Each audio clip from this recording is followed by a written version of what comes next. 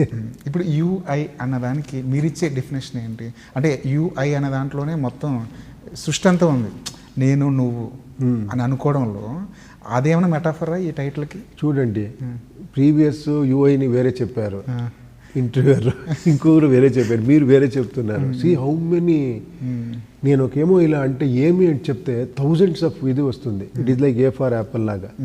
A for Apple అని చెప్తే మీరు యాపిలే వస్తుంది మీ మైండ్కి. ఏ ఫర్ కొన్ని వర్డ్స్ చెప్పు అంటే మీరు 101 people 101 థింగ్స్ చెప్తారు. అవును. సి నాకు అది కావాలి అంతే. You understand?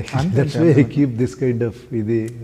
అంటే మీరిచ్చే జస్టిఫికేషన్ ఏంటి టైటిల్కి? సినిమా అంతా చూసిన తర్వాత యూఐ అంటే అర్థమవుద్దా ఆడియన్కి? ఏమైనా వేరే ఏమైనా justification? That is what I'm excited now actually. I'm waiting for that film చూసిన తర్వాత ఏం చెప్తారు దాని గురించి అని. సార్, ఆ సింబల్లో కూడా ఏదైనా మెటాఫర్ ఉందా సార్? ఆ సింబల్లో కూడా చూడండి మీరు.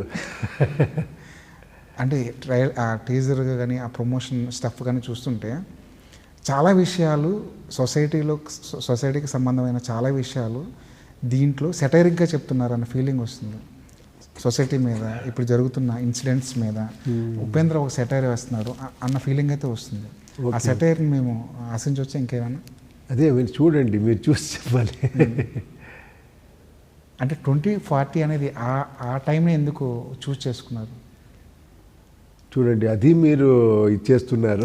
నేను 2040 బెటర్ అంతే. మీరు ఎందుకు 2040 అని ఈ క్వశ్చనింగే చాలా ఇంపార్టెంట్ యాక్చువల్లీ. దాంట్లో ఒక 100 ఆన్సర్స్ ఉంది. వై 2040, వై 2060 లేదు అని. అంటే ఆ పర్టికులర్ ఆ టైంకి సంబంధించిన కథైనా ఇంకా అంతకుముందు దాని తర్వాత ఏదో ఇలా అలా ఏం టైం ట్రావెలింగ్ ఏదో ఫ్యూచరిస్టిక్ అలా కాదు అది యాక్చువల్లీ. మీరు ఫిలిం చూస్తే తెలుస్తుంది అది. సార్, ఇప్పుడు పెద్ద పెద్ద సినిమాలన్నీ వరల్డ్ బిల్డింగ్ అనే ఒక కాన్సెప్ట్ చుట్టూ నడుస్తున్నాయి. వరల్డ్ బిల్డింగ్ అనేది మీరు ఇప్పుడు సలార్ కానీ, కేజీఎఫ్ కానీ, పుష్ప కానీ, ఈ సినిమాలన్నీ ఒక వరల్డ్ బిల్డింగ్ అన్నట్టు ఒక ఆడియన్ని ఒక కొత్త వరల్డ్లోకి తీసుకెళ్ళడానికి మేకర్స్ ట్రై చేస్తున్నారు. యూఐలో కూడా అలాంటి ఏదైనా వరల్డ్ చూడగలమా మనం?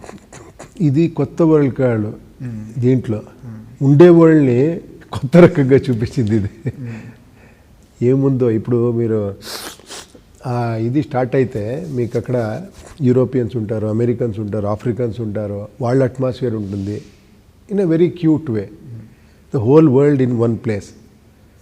ఆర్టిస్ట్స్, అటైర్, డ్రెస్సెస్ అన్నీ అలా ఉంటుంది. దాంట్లో ఇండియన్స్ ఉంటారు, అందరూ ఉంటారు. అలా ఒక వరల్డ్ ఇది రియల్ వరల్డే, కొత్త వరల్డ్ కాదు.